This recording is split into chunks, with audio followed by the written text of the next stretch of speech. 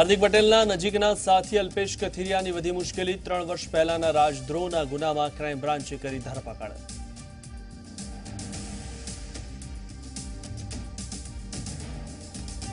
હાર્દિક પટેલ સહિત 9 લોકોનો ધરપકડ બાદ છુટકારો। ભાજપના આદેશ અનુસાર પોલીસે ધરપકડની કાર્યવાહી કર્યાનો પોલીસ પર ગંભીર આરોપ। અમદાવાદના નિકોલમાં ગીતા પટેલ સહિત 6 લોકો સામે શાંતિ ભંગની નોંધાઈ ફરિયાદ। ઉશ્કેરણીજનક શબ્દો વાપરવાનો અને પોલીસ સાથે ગેરવર્તણૂક કરવાનો આરોપ। બારદાન કૌભાંડમાં રાજકોટ પોલીસનો મોટો ખુલાસો। આગના બહાને 34,000 બારદાન સગેવગે કરાયા। મુખ્ય આરોપી મગન ઝાલાવાડિયાની આવતીકાલ સુધીમાં કરાશે ધરપકડ।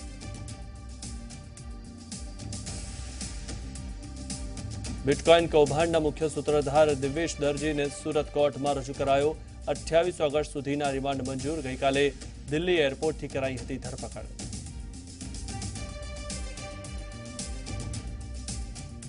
આગામી દિવસોમાં સૌરાષ્ટ્ર અને કચ્છમાં ભારે વરસાદની હવામાન વિભાગની આગાહી। ઉત્તર દક્ષિણ અને મધ્ય ગુજરાતમાં પણ પડશે વરસાદ।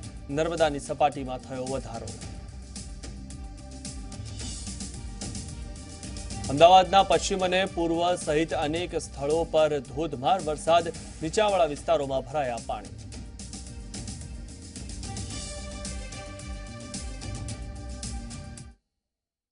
નમસ્કાર, હું મિથુન, આપ જોઈ રહ્યા છો ન્યૂઝ એટ મેટ્રો અને સૌપ્રથમ વાત કરીએ એક મહત્વના સમાચારની।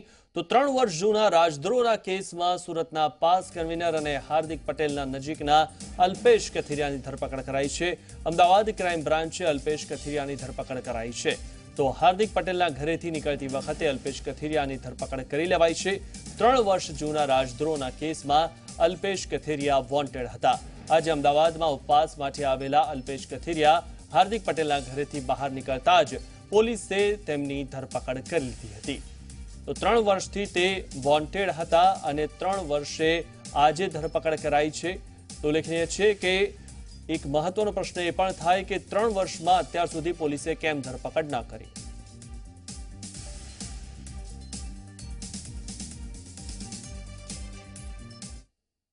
નેવું ઓબ્લિક 2015નો ગુનો ડીસીબી ક્રાઇમ બ્રાન્ચનો છે, જે પીઆઈ ગેડમ તપાસ કરે છે।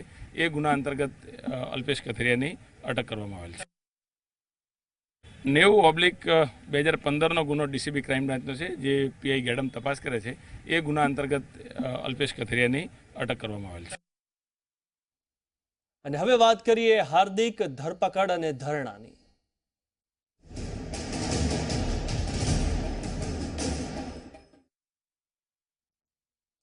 પોલીસ સાથે ગેરવર્તણૂક કરવા બદલ ધરપકડ કરાયેલા હાર્દિક પટેલ સહિતના 9 લોકોને જામીન પર છોડી મુકાયા છે।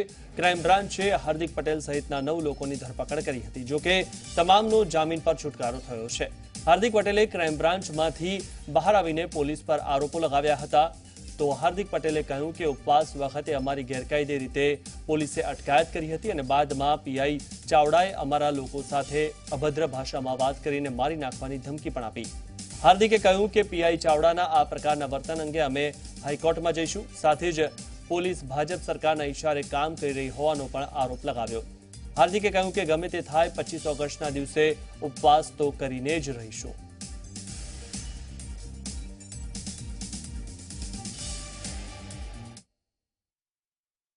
જે રીતે પોલીસે ગેરકાયદેસર રીતે ઘરની બહાર ઉભા રહીને જે ધરપકડ કરી છે એ તમે પણ જાણો છો, હું પણ જાણું છું, ગુજરાતની જનતા પણ જાણે છે, ગેરકાયદેસર છે।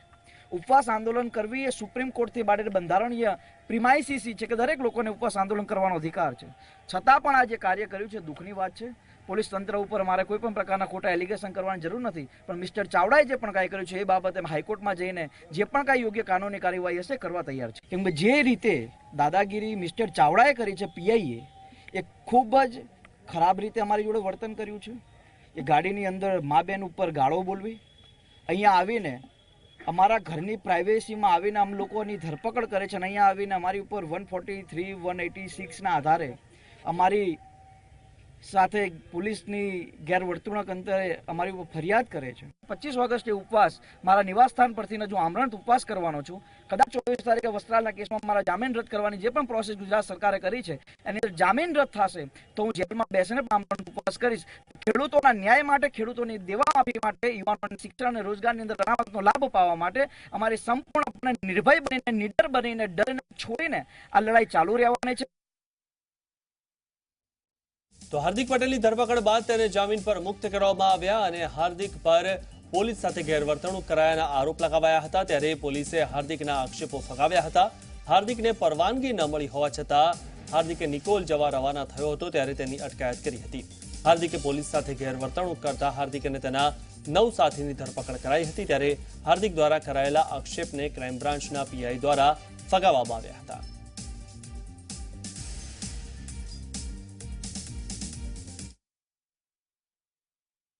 હાર્દિક પટેલના એક દિવસના પ્રતિક ઉપવાસનો કાર્યક્રમ હતો. એ અંતર્ગત મંજૂરી માગેલી, પરંતુ કાયદો અને વ્યવસ્થાની પરિસ્થિતિ બગડે નહીં તેથી મંજૂરી મળેલ નહીં. તેમ છતાં પણ એ પોતાના નિવાસ સ્થાનેથી નિકોલ જવા માટે રવાના થયેલ. એ દરમિયાન રસ્તામાં એમને એમના ફાર્મના આગળથી રસ્તામાં અટક કરવામાં 68-69ની કાર્યવાહી કરવાની હતી. એ દરમિયાન તેઓએ પોલીસ સાથે મિસબિહેવ કર્યું, ઝપાઝપી કરી અને ગાડી રોકવાનો પ્રયાસ કર્યો, જેથી 186 અંતર્ગત કાર્યવાહી કરી એમને 9 માણસોને અટક કરવામાં આવેલ છે અને વધુ તપાસ પીએસઆઈ ભરવાડ કરી રહ્યા છે. સાહેબ, એક પીઆઈ ઉપર આક્ષેપ છે, પીઆઈ ચાવડા તેમને માર માર્યો હોય અને ધમકી આપી હોય મારી નાખવાની, તે બાબતે શું કહેશો? પોલીસ કોની સાથે મિસબિહેવ કરે, કોઈની સાથે મિસબિહેવ ક્યારેય કરતી નથી. એના વર્તનનું, એને પોતાની ડ્યુટીનું એ કાયમી સભાન હોય છે. કોઈની સાથે મિસબિહેવ કર્યું નથી. મારી હાજરી પણ ત્યાં જ હતી એ સમયમાં.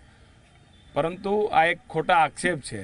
3 કલાક પહેલાં એમને જામીન આપવા માટે જાણ કરેલી હતી કે તમને જામીન લેવાનો અહીંયા અધિકાર છે, પરંતુ એક માત્ર સ્ટન્ટ ઊભો કરવા માટે થઈને જામીન નહીં મેળવવા એમ કરીને સિટીની કાયદો અને વ્યવસ્થાની પરિસ્થિતિ બગડી શકે, સુરત શહેરની પરિસ્થિતિ ખરાબ થઈ શકે એના માટે એક સ્ટન્ટ કરેલો, પરંતુ એક પોલીસ સામે ખોટા વાહિયાત આક્ષેપ કરે છે. સાહેબ, એક વ્યક્તિને પણ હજુ સુધી અંદર રાખવામાં આવે છે, તેની સામે કયા પ્રકારનો ગુનો દાખલ? એ અગાઉના ગુનામાં વોન્ટેડ હતો, જે આજે ડિટેન્શનની કાર્યવાહી કરવા જતાં જે મળી આવેલ છે એમને 186 અંતર્ગત અટક કરવામાં આવેલ છે, જેમાં એમણે જામીન મેળવી અને બીજા ગુનામાં અટક કરવામાં આવી છે. હાર્દિકને 25મી તારીખે ફરી ઉપવાસની વાત કરી છે. શું કાર્યવાહી આગળની થશે હવે એમાં? શું નામ છે આરોપી? 90/2015નો ગુનો ડીસીબી ક્રાઇમ બ્રાન્ચનો છે, જે પીઆઈ ગેડમ તપાસ કરે છે. એ ગુના અંતર્ગત અલ્પેશ કથિરિયાની અટક કરવામાં આવેલ છે. હજી હાર્દિકે 25મી તારીખે ફરી ઉપવાસની વાત કરી છે. હવે પોલીસનું શું એક્શન રહેશે? શહેરમાં કાયદો અને વ્યવસ્થા જળવાય એના માટે પોલીસ તમામ પ્રયાસ કરશે. તો અમદાવાદમાં હાર્દિક પટેલના ઉપવાસ આંદોલનને લઈને ક્રાઇમ બ્રાન્ચે કાર્યવાહીનો દોર ચલાવ્યો છે. ત્યારે બીજી તરફ નિકોલમાં પણ ગીતા પટેલ સહિત 6 લોકો સામે ફરિયાદ નોંધાઈ. મંજૂરી વગર કાર્યક્રમ કરવા તેમજ ઉશ્કેરણીજનક શબ્દો વાપરવા બદલ ગીતા પટેલ સહિત 6 લોકો સામે ફરિયાદ નોંધાઈ છે. ફરિયાદમાં પોલીસ સામે પણ અપશબ્દો વાપરી ગેરવર્તણૂક કર્યાનો ઉલ્લેખ કરાયો છે.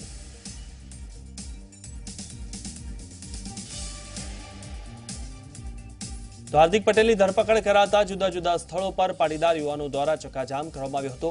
અમદાવાદમાં ક્રાઇમ બ્રાન્ચની બહાર પાટીદાર આગેવાન અને કાર્યકર્તાઓએ વિરોધ કર્યો હતો. તો સુરતમાં વિરોધ કરવામાં આવ્યો હતો. કેટલાક શખ્સો દ્વારા પોલીસ સામે પથ્થરમારો પણ કરવામાં આવ્યો હતો. પાટણમાં પણ સિદ્ધપુર ચોકડી પાસે પાટીદાર યુવાનોએ સૂત્રોચ્ચાર સાથે ચક્કાજામ કર્યો હતો.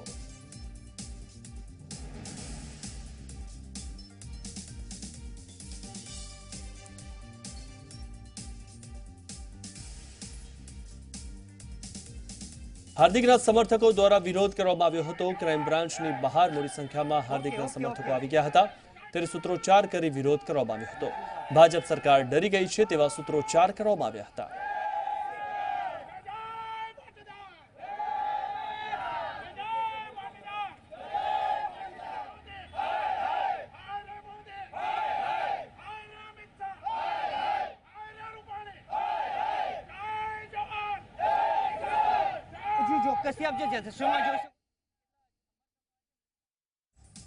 આ તરફ સુરતમાં પણ કેટલાક લોકો રસ્તા પર ઉતરી આવ્યા હતા. હાર્દિકની ધરપકડના વિરોધમાં સુરતમાં કેટલાક લોકો ધરણા પર બેઠા હતા. જો કે પોલીસે આ લોકોને અટકાવ્યા હતા.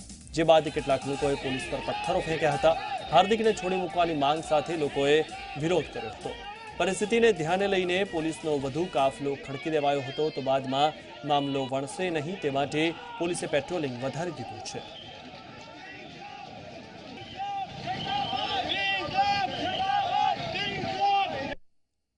હાર્દિક પટેલની ધરપકડ થયા બાદ રાજ્યમાં જુદા જુદા સ્થળો પર પાસના કન્વીનર અને સભ્યો દ્વારા વિરોધ કરવામાં આવ્યો હતો, ત્યારે જામનગરમાં પણ હાર્દિકના સમર્થકો દ્વારા વિરોધ પ્રદર્શન કરવામાં આવ્યું હતું।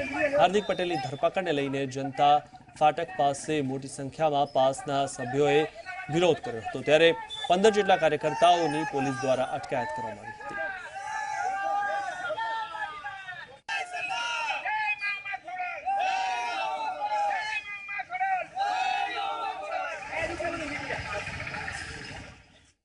એક મહત્વના સમાચાર જે અમદાવાદથી મળી રહ્યા છે તેની વાત કરીએ તો અમદાવાદના ફતેવાડી વિસ્તારમાં ફાયરિંગની ઘટના સામે આવી છે। ફતેવાડી વિસ્તારમાં ફાયરિંગ થતા સ્થાનિક પોલીસ ઘટના સ્થળે દોડી આવી હતી। જમીનના ઝઘડાને લઈને ફાયરિંગ કરાયું હોવાનું પ્રાથમિક તપાસમાં બહાર આવ્યું હતું, ત્યારે ક્રાઇમ બ્રાન્ચના અધિકારીઓ પણ તપાસમાં જોડાયા છે। તો જમીન વિવાદને લઈને અને ફાયરિંગ કર્યા હોવાનું સામે આવ્યું છે। જમીનના ઝઘડાને લઈને ફાયરિંગ કરાયા હોવાનું સામે આવ્યું છે। તો અમદાવાદના ફતેવાડી વિસ્તારમાં ફાયરિંગ થતા સ્થાનિક પોલીસ પણ ઘટના સ્થળે દોડી આવી હતી અને જમીનના ઝઘડાને લઈને ફાયરિંગ કરાયું હોવાનું પ્રાથમિક તપાસમાં બહાર આવ્યું છે, ત્યારે ક્રાઇમ બ્રાન્ચના અધિકારીઓ પણ તપાસમાં જોડાયા હતા।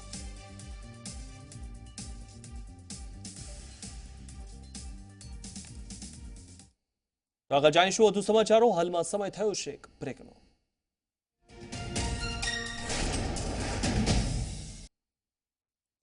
બ્રેક બાદ આપનું સ્વાગત છે। એક મહત્વના સમાચાર જે સુરતથી મળી રહ્યા છે તેની વાત કરીએ તો બીઆરટીએસ સ્ટેન્ડમાં તોડફોડ કરાઈ છે। વનમાળી બીઆરટીએસ સ્ટેન્ડમાં તોડફોડ કરવામાં આવી છે। અજાણ્યા શખ્સોએ તોડફોડ કરી છે।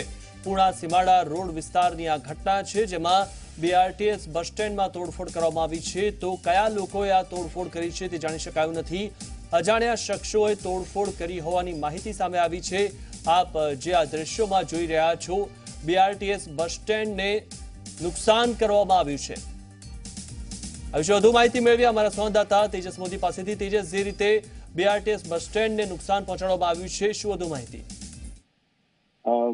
પાટીદાર વિસ્તાર છે, આ આખો જ્યાં આગળ આ તોડફોડ કરવામાં આવી છે। વનમાળી સર્કલ છે તે પુણા સીમાડા વિસ્તારમાં આવ્યું છે અને મોડી રાતે અહીં કેટલાક અજાણ્યા શખ્સોએ જે બીઆરટીએસ સ્ટેન્ડ છે, બીઆરટીએસ સ્ટોપ છે, ત્યાં આગળ કાચ ફોડ્યા હતા અને પથ્થરમારો કર્યો હતો। કોણ લોકો છે તે જાણી શકાયું નથી, પરંતુ જે પ્રકારે પાટીદાર વિસ્તાર હોવાના કારણે શંકા સેવામાં આવી રહી છે કે જે હાર્દિક પટેલ અને અન્ય લોકોની અટકાયત કરવામાં આવી હતી। ત્યારબાદ તેમને જામીન પર તો મુક્ત કરવામાં આવ્યા હતા, પરંતુ અલ્પેશ કથિરિયાની ધરપકડ કરવામાં આવી છે। અલ્પેશ કથિરિયા સામે જે અમદાવાદમાં 30 રાતદ્રોહનો ગુનો દાખલ થયો હતો તે મુદ્દે તેની ધરપકડ કરવાની બાકી હોવાથી તેની આજરોજ ધરપકડ કરવામાં આવી છે। એટલે ક્યાંક ને ક્યાંક આ મુદ્દો હોય છે કે આ મુદ્દે હજુ સુધી કોઈ આધિકારિક નિવેદન આપવામાં આવ્યું નથી અને પોલીસ પણ આ મુદ્દે હાલ કંઈ પણ કહેવા તૈયાર નથી, પરંતુ જે વનમાળી સર્કલ છે, જે વિસ્તાર જાંગડી આખી ઘટના બની છે બીઆરટીએસ શોપિંગ, તે પાટીદાર વિસ્તાર છે, એટલે ક્યાંક ને ક્યાંક શંકાની સોય પાટીદાર જે વિસ્તાર છે ત્યાંના લોકો સામે કરવામાં આવી છે, પરંતુ પોલીસનો સ્ટાફ પહોંચ્યો છે અને પોલીસ અત્યારે આ મુદ્દે તપાસ કરી રહી છે। જી, આ પહેલા પણ જ્યારે પણ આંદોલન થયા ત્યારે સુરતમાં આ રીતે પબ્લિક પ્રોપર્ટીને નુકસાન પહોંચાડવામાં આવ્યું હતું। શું આ રીતે પબ્લિક પ્રોપર્ટીને નુકસાન પહોંચાડવામાં આવી છે, કેટલી હદે યોગ્ય છે? એક માનસિકતા બની ગઈ છે મિથુન કે જ્યારે પણ કોઈ પણ માથાકૂટ થતી હોય અથવા તો આ આંદોલન જ્યારે પણ થતું હોય ત્યારે પબ્લિક પ્રોપર્ટી નુકસાન બનાવવામાં આવતું હોય છે, નુકસાન પહોંચાડવામાં આવતું હોય છે। તેમાં ખાસ કરીને જે બીઆરટીએસ બસો હોય છે, બીઆરટીએસ સ્ટેન્ડ હોય છે, અથવા તો જે ગુજરાત એસટી નિગમની બસો છે તેને નિશાન બનાવવામાં આવતી હોય છે। આજે સવારે જ્યારથી પાટીદાર સમાજ દ્વારા આંદોલન વેગવંતુ કરવામાં આવ્યું અને સુરતમાં વરાછા વિસ્તારમાં ધરણા કરવામાં આવ્યા હતા, તેને ધ્યાનમાં લઈને બીઆરટીએસ જે માફ કરતું જે એસટીની બસો છે તેને કામરેજથી ડાયવર્ટ કરીને કડોદરાથી સુરત સિટીમાં પ્રવેશવા માટેનો આદેશ આપવામાં આવ્યો છે। એટલે ક્યાંક ને ક્યાંક કહી શકાય છે કે એક માનસિકતા બની છે કે જ્યારે પણ આવી કોઈ ઘટના બનતી હોય, પોતાનો વિરોધ વ્યક્ત કરવાનો હોય તો પબ્લિક પ્રોપર્ટીને નુકસાન પહોંચાડવું, પબ્લિક પ્રોપર્ટીને નુકસાન પહોંચાડીને ક્યાંક ને ક્યાંક લોકો દેશને પણ નુકસાન પહોંચાડતા હોય તેવું કહી શકાય છે। જી, આભાર તેજસ માહિતી આપવા બદલ।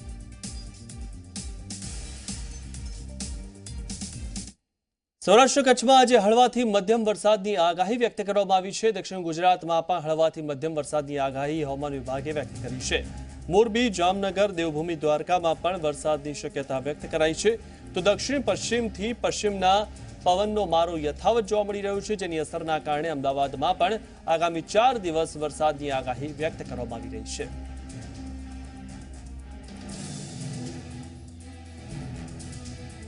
અમદાવાદમાં ફરી એકવાર ધોધમાર વરસાદ જોવા મળ્યો હતો. શહેરના પૂર્વ વિસ્તાર જશોદાનગર, બાપુનગર, નારોલ અને અમરાઈવાડીમાં ધોધમાર વરસાદ પડ્યો હતો. આ પહેલા એસજી હાઈવે સહિતના વિસ્તારમાં પણ વરસાદ નોંધાયો હતો. વહેલી સવારથી જ શહેરમાં વાદળછાયું વાતાવરણ વચ્ચે શ્યામલ, આનંદનગર વિસ્તારમાં કાળા ડિબાંગ વાદળો વચ્ચે વરસાદી ઝાપટા પડ્યા હતા. બાપુનગર, વસ્ત્રાલ અને નિકોલમાં પણ વરસાદ નોંધાયો હતો. તો શહેરના ગાંધીબ્રિજ પર પણ ધોધમાર વરસાદના કારણે વાહન ચાલકો ભીંજાઈ ગયા હતા. અચાનક આવેલા વરસાદી ઝાપટાએ શહેરીજનોને ગરમીથી હાશકારો અપાવ્યો હતો.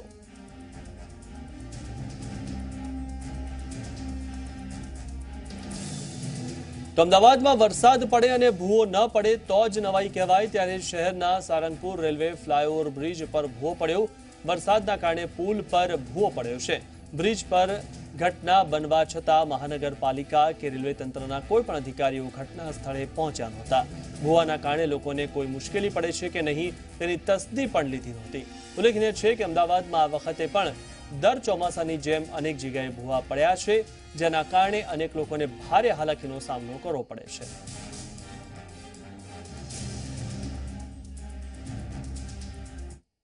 રાજકોટ માર્કેટિંગ યાર્ડમાં બારદાન સળગાવવા મામલે નવા ખુલાસાઓ થયા છે. પોલીસ તપાસમાં સામે આવ્યું છે કે રાજકોટ માર્કેટિંગ યાર્ડમાં બારદાન સળગ્યા બાદ બચી ગયેલી મગફળી ભરવાના ખાલી બારદાનનો જથ્થો બારોબાર સગેવગે કરાયો હતો. તેમજ સરકારી રજિસ્ટરમાંથી પેજ ફાડી પુરાવાનો નાશ કરાયા હોવાનું પણ સામે આવ્યું છે. આ મામલે કુલ 8 લોકો સામે ગુનો નોંધાયો છે.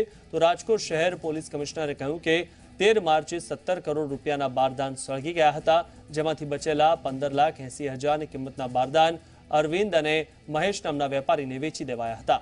તો મુખ્ય આરોપી મગન ઝાલાવાડિયાના વેવાઈ પણ આ કેસમાં ગુનેગાર હોવાનું સામે આવ્યું છે. હાલ આ સમગ્ર મામલે પોલીસે અલગ અલગ 7 ટીમ બનાવી આરોપીઓની પૂછપરછ હાથ ધરી વધુ તપાસ શરૂ કરી છે. બીજી તરફ આ કેસમાં મુખ્ય આરોપી મગન ઝાલાવાડિયાની ટ્રાન્સફર વોરંટથી ધરપકડ કરવામાં આવશે, જેમાં વધુ ચોંકાવનારા ખુલાસા થાય તેવી શક્યતા છે. ये बारदान बची गया था, ये बचेला बारदान में से 34,000 જેવા બારદાનને બારોબાર સગે વગે કરીને આ ચોપડા पे ચઢાયા બગેર એ તમામ બારદાનને વેચી નાખવામાં આવેલા છે. કાગળને એને છેતરપિંડી કરીને ગુના જો દાખલ કર્યા છે, એમાં રાજકોટ શહેરના જે સારા અધિકારીઓની સરસ ટીમ બનાવવામાં આવેલી છે અને એમાં ટોટલ આ જેને વેચ્યા છે એવા 2 વેપારી અને વેચવામાં જો આને જો સાથીદાર હતા, ખાસ કરીને આના વેવાઈ કાનજીભાઈ પણ આમાં ગુનેગાર છે. मूंगफली भेड़सेलना गुना में संडावेल मगन झालावाड़ियाने बीजी नवी करतूत ध्यान पे आवाना લીધે એક નવા ગુના દાખલ કરવામાં આવેલા છે. અમે સબસે પહેલે અરેસ્ટ માટે મગન ઝાલાવાડિયાની અરેસ્ટ માટે કોર્ટને રજૂઆત કરીને બોલાવવામાં મેળવી લેવાનો છે. બની શકે આજે આવતીકાલે સવાર સુધી તક આવી જશે. બિટકોઇન કેસના મુખ્ય સૂત્રધાર દિવેશ દરજીને ધરપકડ કરાયા બાદ આજે કોર્ટમાં રજૂ કરવામાં આવ્યો હતો. દિવેશ દરજીએ સતીશ કુંભાણી સાથે બિટકનેક્ટ નામની કંપની શરૂ કરી હતી. કોર્ટમાં રજૂ થતા પહેલા જ 24 કલાકની ટીમ દ્વારા પૂછાયેલા સવાલ પર દિવેશ દરજીએ પોતે નિર્દોષ છે તેવું જણાવ્યું હતું. રિમાન્ડ મેળવવા માટે દિવેશ દરજીને કોર્ટમાં મોકલવામાં આવ્યો હતો, ત્યારે કોર્ટે દિવેશ દરજીના 28 તારીખ સુધીના રિમાન્ડ મંજૂર કર્યા છે. હજારો કરોડના બિટકોઇન પ્રકરણમાં આખરે દિગ્વિજય દરજીની ધરપકડ કરી લેવામાં આવી છે. આપ જોઈ શકો છો મોઢા પર રૂમાલ બાંધીને અત્યારે દિગ્વિજય દરજી CID ક્રાઇમની ગાડીમાં દેખાઈ રહ્યો છે. સુરતમાં કરોડો રૂપિયાના બિટકોઇન વેચ્યા હતા અને ત્યારબાદ તે દુબઈ ભાગી ગયો હતો. અત્યારે તેની ધરપકડ કરી લેવામાં આવી છે અને તેને અત્યારે સુરતની કોર્ટમાં લાવવામાં આવ્યો છે. દિગ્વિજય દરજી એ મુખ્ય આરોપી છે, જેને બીટ કનેક્ટ નામની કંપની શરૂ કરી. દિવેશભાઈ, તમારે કેવું છે? દિવેશભાઈ, તમે આખા કેસની અંદર ઇન્વોલ્વ શું કહેશો? નિર્દોષ છું. દિવ્યેશ દરજી અત્યારે કહી રહ્યા છે કે તે નિર્દોષ છે. દિવ્યેશ દરજીનું કહેવું છે કે તે નિર્દોષ છે અને દિવ્યેશ દરજી અત્યારે ઝી 24 કલાક સામે સ્પષ્ટતા કરી છે કે તે નિર્દોષ છે, પરંતુ હજારો કરોડ રૂપિયા, અંદાજે લગભગ 1 કરોડ અને 80 લાખ જેટલા જે બિટકોઇન હતા તેને વેચ્યા હતા. અને આ બિટકોઇન છે તે બિટકોઇન પ્રકરણની અંદર તે સૌથી મોટો સૂત્રધાર કહેવામાં આવી રહ્યો છે. સતીશ કુમારની તેનો સાથીદાર છે, પરંતુ તે પણ હજુ ફરાર ચાલી રહ્યો છે. કોર્ટની અંદર આજે તેને રજૂ કરી દેવામાં આવ્યો છે અને જોવાનું છે કે કોર્ટમાં પોલીસ કેટલા દિવસના રિમાન્ડની માંગણી કરે છે અને શું ખુલાસા કરે છે. કેમેરામેન દેવાંગ રાણા સાથે તેજસ મોદી, ઝી મીડિયા, સુરત. અમદાવાદ શહેર જાણે સફાળું જાગી ગયું હોય તેવી ઘટનાઓ સામે આવી રહી છે, જેમાં અમદાવાદના મ્યુનિસિપલ કમિશનર વિજય નહેરાના આગમન પછી તો શહેરમાં ફેરફાર આવી રહ્યા છે. ત્યારે શહેર સ્વચ્છ રહે તે માટે ખુદ મ્યુનિસિપલ કમિશનર વિજય નહેરા સ્વચ્છતા રાઉન્ડમાં જોડાયા હતા. સમાચારોમાં અત્યારે બસ આટલું જ. રજા આપશો. નમસ્કાર. This program is powered by पेट सफा आयुर्वेदिक चूर्ण. पेट सफा हर रोग दफा.